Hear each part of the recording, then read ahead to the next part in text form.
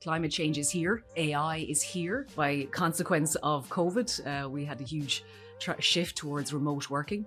We are heavily dependent on multinational corporations for employment. In the aftermath of this trade war that has been launched by the United States, there might be new questions.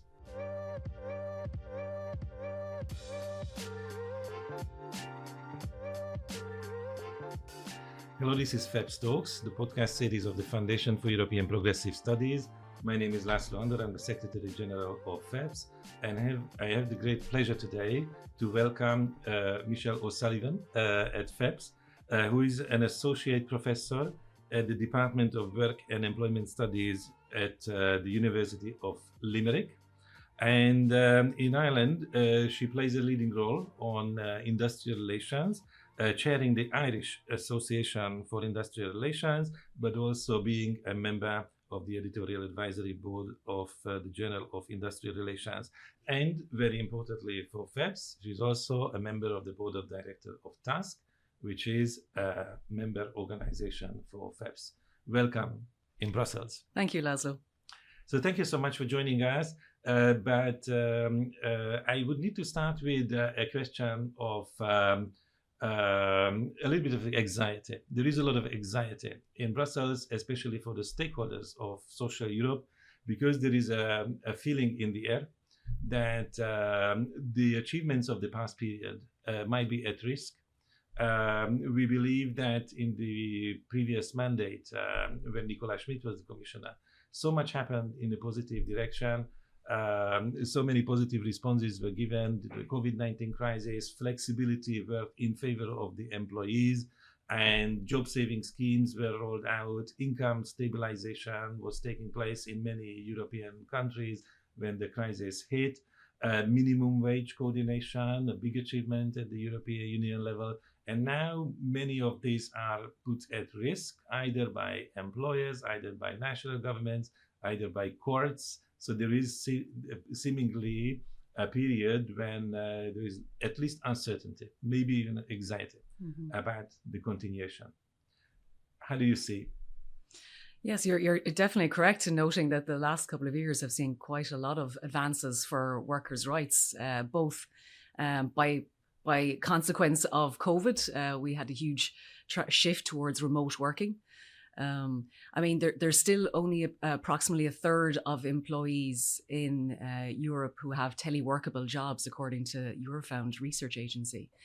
But of those workers, quite a significant proportion did move online. Some countries much more than others. The Netherlands and Ireland had quite significant high rates of remote working compared to other countries, such as in Eastern Europe.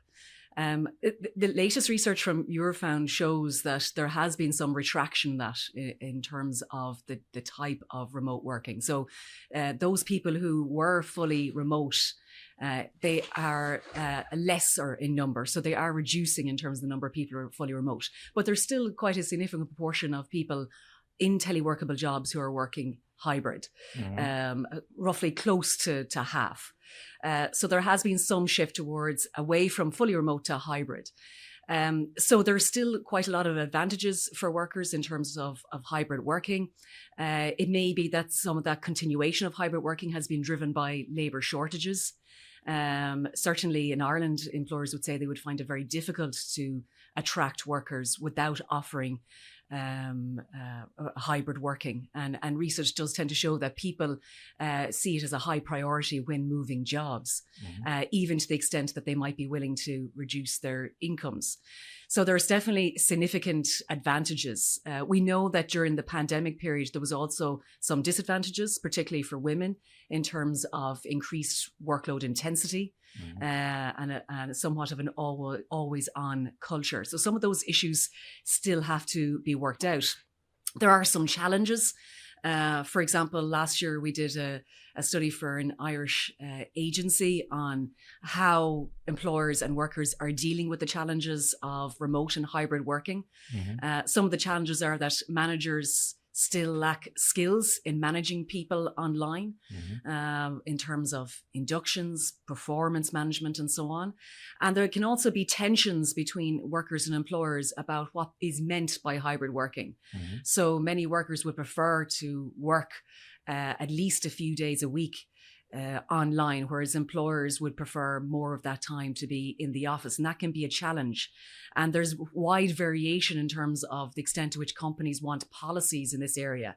To some extent, what we found is that employers are afraid to formalize arrangements in policies around hybrid and remote working because things may change and the labour market may change, and they don't necessarily want to institutionalize commitments to hybrid working that may change in the future. So, of course, if the labour market changes significantly in terms of labour shortages, those advantages that workers may have had may be rescinded even further. You also noted the national and EU level issues. And of course, there has been major advances in legislation in the last couple of years, particularly around things like increased flexibility for carers and parents. There has been some concern of a work-life balance privilege gap. That is, that people who are working more online have more opportunities for flexibility in the work compared to people who do not work online, and that there may be somewhat of an inequality, a qualitative inequality between people who can work online who can't, because of those links to greater flexibility. So that is somewhat of a concern. At the EU level, we've seen, for example, of course, a major development was the EU minimum wages directive. Yes. And there was great hope, particularly for trade unions, with regard to both the criteria attached to minimum wages, but in particular, great hope in terms of the collective bargaining measures, particularly for those countries where trade union density is quite low, and trade union density has been falling in many countries globally. There are significant challenges with that. The recent Advocate General's decision that the directive should be annulled has caused quite a significant concern, as you can imagine, for unions. There's also been a lot of criticism of that decision by legal experts about the approach of the Advocate General in the legal reasoning for it. So there is hope that decision, that opinion, will not be supported by the European Court of Justice, in particular because the issue of the EU's interference in pay setting, and that was the basis for the Advocate General's decision, that many people say that there's a contradiction there, because during the global financial crisis, we had significant intervention at the EU level in national pay setting and support for rescinding collective bargaining arrangements, reducing minimum wages, particularly in countries like Ireland and Greece. So there, in a sense, the legal experts are saying we have precedence there in terms of the EU's intervention in wages. I think apart from the Advocate General's decision, there is also some concern about national governments' implementation of the directive, particularly with regard to collective bargaining, because the governments have to introduce action plans by the end of this year about how the collective bargaining elements are going to be implemented by governments. But to date, there has been some concern by trade unions at the EU level that some of the approaches by the national governments have been of a minimalist nature. And some governments have decided that no new legislation is needed to implement the directive. For example, Ireland, which is a country with constantly reducing trade union density and lowering collective bargaining coverage. And there is a concern that the action plans will not be strong enough, that there is not enough teeth to the directive to push forward the objective of enhancing collective bargaining. So there's concerns at multiple levels, but I think the primary concern is really at the national government level rather than at the EU level. If the hope is that the Court of Justice will not support the Advocate General's decision. Indeed. You pointed to the Irish experience in your presentation. I wonder if we could put this into a historic perspective, because in my view, we need to go back to the great financial crisis, when Ireland really suffered a setback that probably ended this long period of the Celtic Tiger, high growth, strong economy experience with a lot of good development, by the way. And at the same time, it was really a shock, not only the collapse of the financial system, but also the impact on real estate and the housing crisis, really triggering a disruption of the social dialogue. Emigration from the country again, when Ireland previously became a country of immigration because there was so much the labor demand in the economy. So how do you see the legacy of this shock? And has Ireland recovered in terms of the industrial relations from this shock experience? In terms of industrial relations, I would say it hasn't. Our social dialogue in Ireland is comparatively weak. We had, before the global financial crisis, there was a system of social partnership with social pacts with unions and employers engaging in economic and social policy decision making together, and in particular wage setting for unionised workers. And that system no longer exists except in the public sector. So there has been quite a significant split in industrial relations between the public and private sector. The public sector is still primarily governed by collective bargaining, where unions are still strong, and pay setting has been very formal and has been stabilized. The wage setting process has been very stable in terms of unions' involvement with the employers in the public sector. In the private sector, there's been a return to decentralized bargaining, and there has been no appetite by either unions or employers to return to a national level pay setting arrangements. But there has been an appetite for greater social dialogue. And unions and employer bodies all argue that we need better social dialogue more. They talk about more European style social dialogue, but not including pay setting. So what would that cover in this case? They talk about the challenges that we have in terms of national issues like infrastructure, childcare, in particular is a major issue, housing. So these national level issues where also the government and employers in particular feel that they should not bear the cost for infrastructural issues. So wage claims in particular have been driven by both cost of living issues and in particular by housing issues. But employers feel that they should not bear the burden of infrastructural challenges, and they seek greater dialogue with government to deal with those issues. The issue is that we have quite weak social dialogue forums. We have a national economic labour forum where employers and unions do engage with each other in dialogue, but these tend to be issues such as childcare. There tend to be some reports, but hard measures are not often the output of the forum. And there's major issues which are not covered by social dialogue. For example, last year we did a study on how the social partners are dealing with major polycrisis issues. And for example, climate change is not one of the issues which is currently examined under the Labour Economic Forum. Indeed, our research shows that the social partners have not engaged to any significant degree in climate change issues. And more immediate issues like the cost of living have been their primary concern, and wage claims. So that is a major issue, I think. And Ireland is not necessarily unique. I mean, research globally shows that, employers and unions generally have not paid sufficient attention to climate change. There was a study a number of years ago by the International Labour Organization, which showed that in their analysis of collective agreements globally, roughly only about a quarter had mentioned environmental issues. And even in places in Australia, where you would think that climate change issues would be more to the fore in negotiations because of their history of things like temperatures, that even in collective agreements where they do mention climate change, they're often very weak. So I think it's a challenge for unions and employer organizations globally. We also see in research across Europe that on occasions you can have very good union-employer agreements which try to implement the principles of trust transition. And on the other hand, you have issues, case studies where you show that employers and unions work together to prohibit the development of environmental issues because they see an environment-labour trade-off.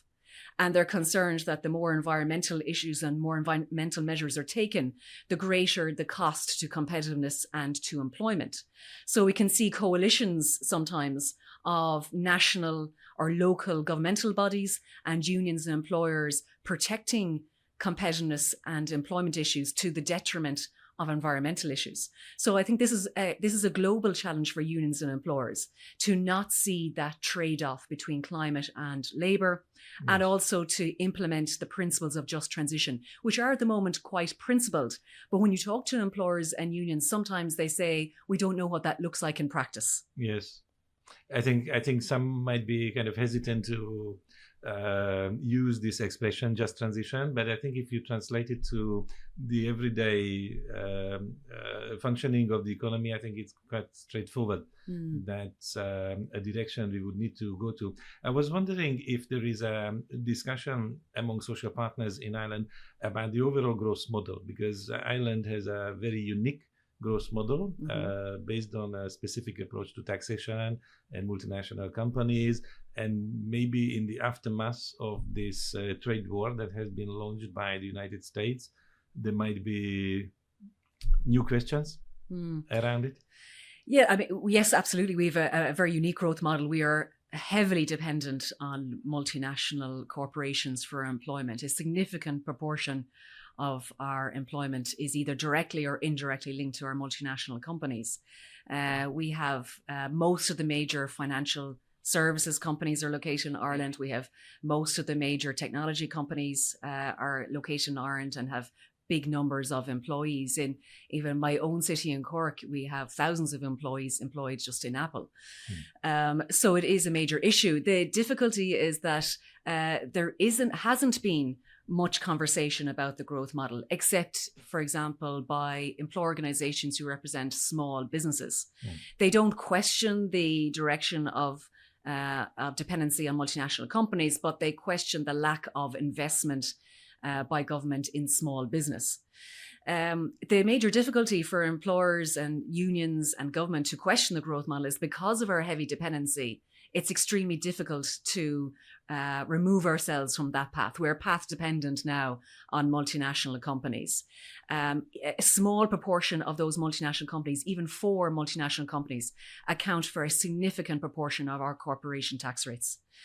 So our income is heavily dependent on them. Now, we've had huge surpluses in our tax in recent years, driven by the multinational companies. We would hope that the government would use it wisely in terms of not using it on day-to-day spending, but the pressures on government are huge. We, comparatively, the Irish government spends a lower proportion of its GDP on infrastructure than other small, high-income countries in Europe. So we've major challenges in terms of infrastructure, water, housing, electricity. And because we have a significant proportion of technology data centres in Ireland, there's big questions about that in particular because of their huge consumption of electricity. But overall, there is little explicit questioning of the growth model because so many jobs are dependent on it. And now it's a major risk factor for the country if we lose those multinationals. I see the point. Where I'm sure there is a big debate about the growth model is the island between Ireland and the European Union, which is Great Britain. And I wanted to ask your opinion about the British developments, because in the last 6 months since the new government really entered office, there is an explicit endeavor to improve industrial relations. And already in the election time, but also afterwards, they came forward with specific proposals to improve the conditions of the employees, to deal with 0-hour contracts, and many other items. Do you see a big change, a turnaround with employment relations in the United Kingdom in the aftermath? Where is it going to? Is it going to serve with some good examples, good practices for the rest of us? Certainly there has been a major shift in the approach of government to workers' rights, and the government has produced an employment rights bill in the UK with a whole host of measures. Under the previous governments in the UK, there had been very much a retraction of workers' rights, including, for example, the UK has one of the most restrictive laws in the developed world on strikes, and had introduced more restrictive laws in the last 10 years or so. So there has been commitments made by the new Labour government to to retract some of those laws. Workers' representatives would say they don't go far enough. That there's proposals to retract some strike laws that were introduced in the last number of years, but not some of the restrictive strike laws that were introduced in the 80s and 90s. There have been many proposals to introduce workers' rights with regard to, for example, sick leave, 0 hours work, unfair dismissals, and that has been very much welcomed. Again, workers' representatives would say they welcome it, but don't go far enough. And that there are still too many restrictions. At the moment, some of those employment rights proposals have not been fleshed out, and some of the detail has not been presented exactly. They're going through a consultation period at the moment, so we wait for more detail. I suppose one of the particular concerns there would be, and this is a concern which is not unique to the UK, but to most countries in the world, is the issue of employment status. And who is a worker, who is an employee, who is a self-employed person. And that's a major challenge for legal systems internationally. And we've seen that has been the basis for major disputes in many European countries with regard to gig economy workers like Deliveroo and Uber, and outside Uber as well. And there've been many strikes and legal cases on that issue. And that is an ongoing challenge. And the UK government has not clarified that enough. There are some, for example, rights proposed in their new employment rights bills, which will only apply to employees, such as unfair dismissals. And there are other rights under the employment rights bill which will only apply to workers. So that is going to be an ongoing challenge for the legal system in the UK when you have a differentiation of rights between workers and employees.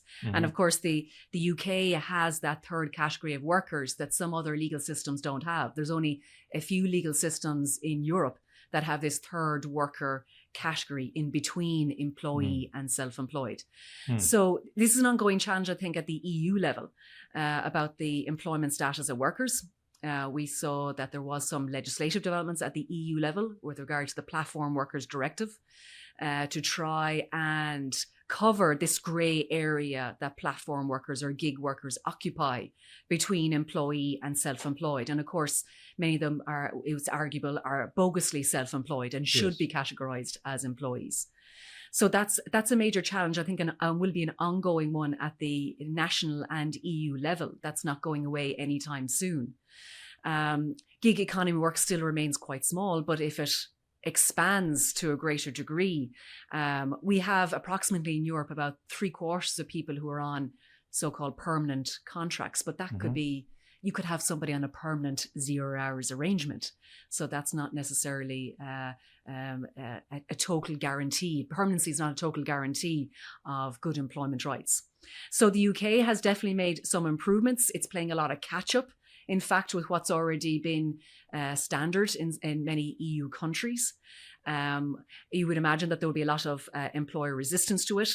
I suppose, unfortunately for the Labour government, because of their the economic situation in the UK and the budgetary deficits that they have, it presents an ongoing challenge, I think, in implementing workers' rights, because it will fortify employers' opposition to improvement in workers' rights when you also have these other challenges in terms of budget. And the UK has increased things like, employers' social insurance, and there'll be minimum wage increases. So how those things play out with the development of workers' rights will be an important issue. Well, Brexit certainly didn't make it easier for them to deal with all these issues. But if I understand correctly, on some issues, the British government needs to be revolutionary in order to catch up with the continental standards. But there are other issues where we are facing the same questions. And then maybe collectively we could solve the problems through legislation or otherwise more easily. But maybe we could move on to, let's say, issues of the future, because I think it's very important not to see the whole question of social standards as a defensive one, that there are many, many threats and we are defending a status quo. But there are also sometimes new ideas that provide some opportunity, offer some opportunity for further improvements, like there are many discussions, sometimes even tests of the 4-day work week. And this seems to be sometimes a big innovation, which is interesting for workers, but also corporations or also municipalities sometimes, in as much as the effect on the positive effect on urban transport and other aspects. How do you see this or other ideas which are discussed and tested occasionally? And I think it's related to the discussion we had earlier about flexibility for workers. And certainly that, the issue of working hours and number of working hours has been an issue for 150 years. And often the concern, the immediate reaction against the 4-day working week is that for those who are against it, is that it must create a reduction in productivity. But we know that the richest countries in the world are also the ones which have had, the greatest reductions in working hours historically. So it's too simple to say that a reduction in working week will lead to a reduction in productivity. I suppose the scientific evidence so far on the 4-day working week is very inconclusive. Many of the people of the advocates of the 4-day week are often trade unions or policy advocates or think tanks who highlight the benefits. And there tends to be a lot of media attention on certain case studies of the 4-day working week. There was a lot of media attention, for example, on a case in New Zealand where a financial services company implemented a 4-day working week, and that received quite a lot of global attention.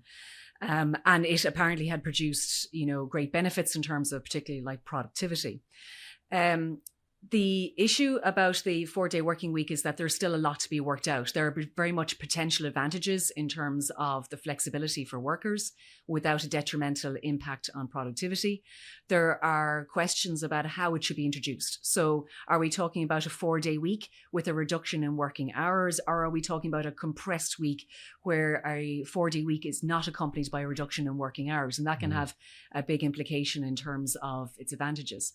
But at the moment, the conclusion from researchers in academia is that it's inconclusive. Some of the evidence points to particular benefits that I've already mentioned, like flexibility, less stress for workers. Other evidence points to stress depending on how it's implemented. So that example I gave of the financial services company in New Zealand, that was driven by management in that company rather than the workers. And researchers in that case found that it had been accompanied by quite strict managerialist approach with much heavier monitoring of workers, much heavier monitoring of performance. And in that particular case, the 4-day working week was only allowed to continue if individual workers were producing enough. Even things like, things that became what were normal habits to workers, like having coffee to workers, was interpreted as being, for example, workers who were not producing enough. So we have to be careful about how it's introduced, about the methods by which performance is evaluated, but there are certainly opportunities there. And I think unions would very much welcome it if it's implemented in a way in which workers are deeply involved in its design and in its implementation. So what method, what approach would be better in your view? To go for one big idea and identify one big goal, one big instrument, potentially a silver bullet which would solve many questions, or to spread out the agenda and look for incremental improvements in different fields, in different parts of the spectrum of the social agenda and industrial relations? Well, I think, a one-size-fits-all in terms of principles, I think is quite all right. If we have a basic set of principles about what the advantages of the 4-day week may be, whether it's worker flexibility, whether it's to allow other people into the labour market, which has often been the reason why reduced working hours have appeared in the first place. I mean, reduced working hours have often appeared on the policy agendas when there has been a crisis economically and when it's been seen as a way of trying to get more people into the labour market. So I think the principle setting is fine at a global or macro level. But I think it would be a mistake to impose certain types or formulas for a 4-day week on workplaces. And I think these are things that can be customized to the individual sectors or to workplaces.